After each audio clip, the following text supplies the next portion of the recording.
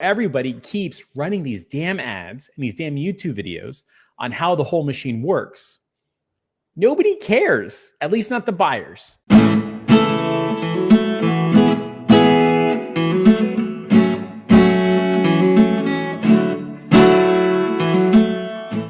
And when you're going back to that Ferrari example, right? If the Ferrari salesperson says, let me show you how this car works, that's not a buyer. That's a technician.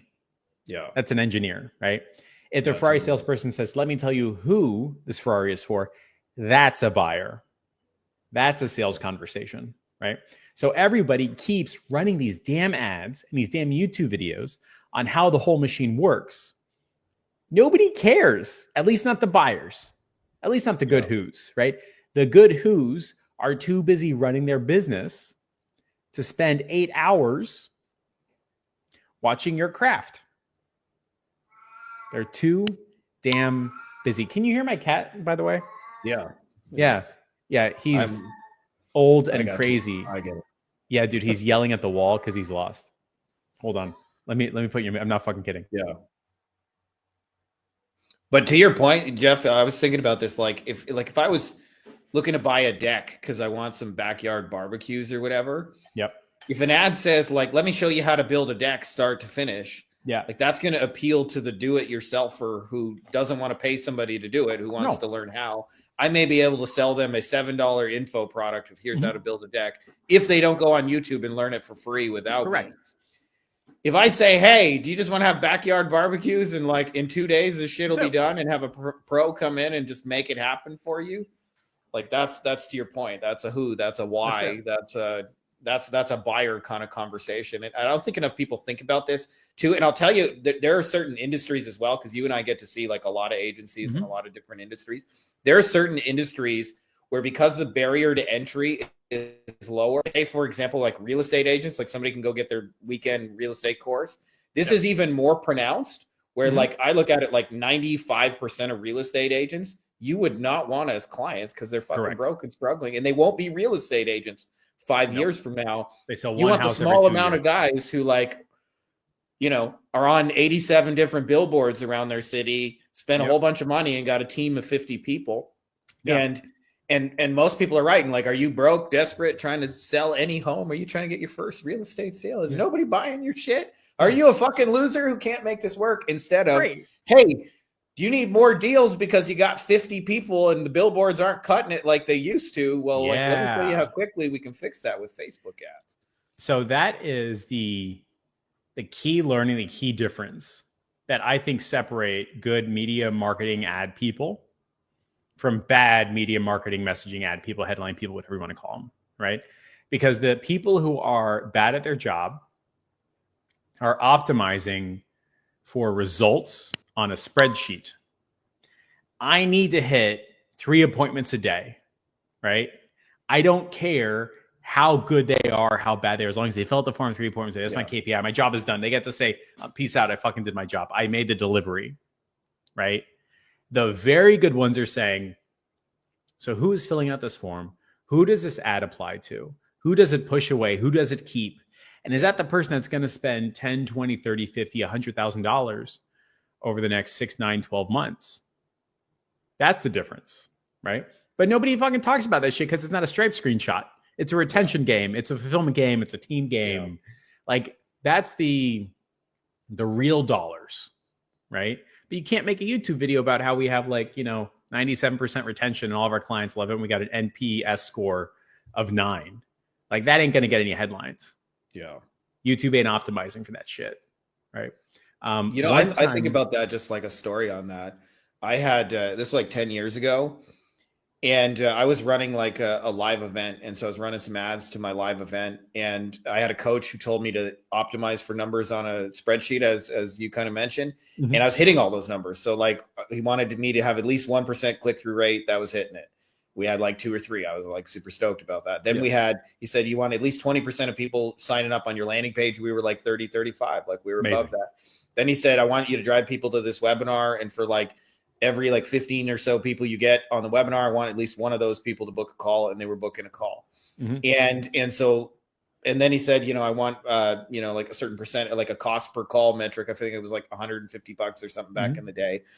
And I hit all of those numbers, and every single person would go, I'm broke, I'm struggling. And I was like writing those kind of ads, but I was booking like 200 like calls a month, right? Like we're not talking like one or two. And I was getting like 200 broke people. Yeah. And then eventually I figured out like the very thing you're describing. And I remember our actual total number of calls booked went to 6, like 5, 6 a month.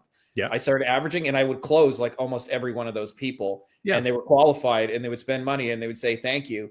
And if you look at all the surface level numbers, that first funnel was way better than the second one. Correct. Because our click-through rates were higher, Yeah. our opt-ins, our cost per call, like all the numbers on a spreadsheet say we're winning. But I kind of look at it like a bar where I grew up, by the way, so it's right on the border of Detroit. So it's close enough to hear the gunshots, but it's in Canada. And one of the things is the legal drinking age in Canada, at least where I'm from, is 19.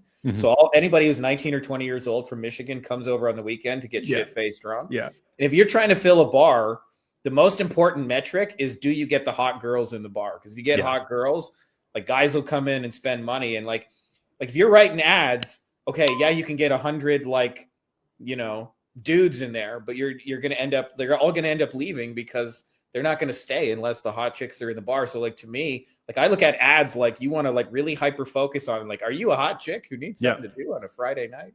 Yeah. It has to be I guess the term is like client avatar, ideal client, but that doesn't seem to hit the way it should be. Right. Yeah. It just needs to be a good business with a good ad responding to your good offer.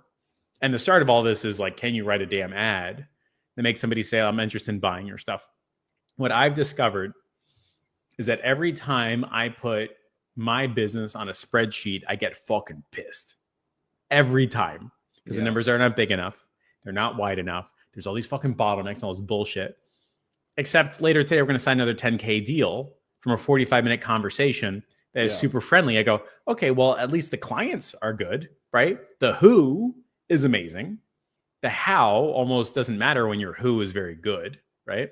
And she's already got a successful business. Shit's moving in the right direction. I go, this is exactly how it should be, right?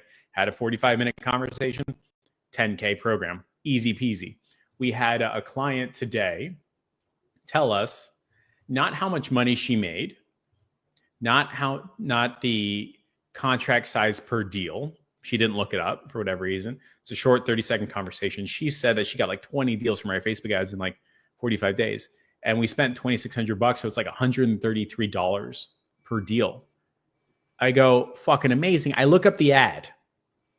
It's the same ad we ran for 5 other clients. Same exact ad.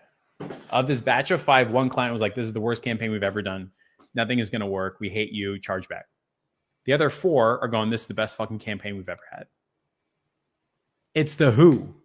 Like, if they are already successful, you can make them successful. So here's another example. I'm speaking to the crowd when I say this. When you go to Harvard, right?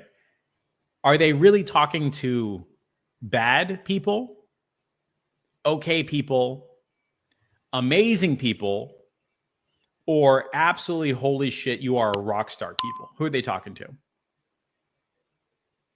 Talking to these people, right? It's very easy to make these people successful. They're already successful. You just got to 1% them in the right direction. You put them in a room together, they're happy no matter what. Teach them one thing, oh my God, this is amazing, right? If you talk to these people, there's not a damn thing you can do to make them successful. They are just bad. And if you replace people with businesses, they're just bad businesses. There's stuff out of their control. So I think the dirty little secret is, if you just have good clients, your whole fucking business works. Yeah. The whole thing. Amen to that. Can I just say something on that? I watched way too much Kitchen Nightmares, Gordon Ramsay. Yeah. And if you watch all the episodes, eventually at some point you'll Google like what happened to this restaurant, what happened to that one.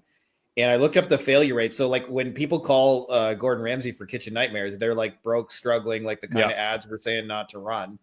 And everything's fucked up and the owners are fighting and their food is shitty and they gave up caring 10 years ago. And it's like the writing's on the wall. Of the businesses he visits. And so like, just so you guys who have never seen the show, so they get the publicity of the world's most famous chef going in there. So like just the publicity surge alone, like fills their restaurant. Then he helps them like make over their entire menu and like their food costs. He has a team that comes in and renovates the building. And in some of the episodes, he even leaves staff behind to like train them and help them and get them up to speed. So they'll have like a cook who like is kind of like their training wheels for like a month. 95% are the failure rates of the restaurants Ramsey goes in to fix. So even the world's best chef can't save losing restaurants. So I say, like, if here's a guy who's built like the most successful restaurant empire of like high-end stuff anywhere, and he can't save losers, what fucking chance do you have? Yeah, right. Like, what makes you think that you are qualified to transform somebody over the internet by sending them leads? Holy shit. Yeah. Right. Buy my book or I will put glitter in your socks. Every single pair.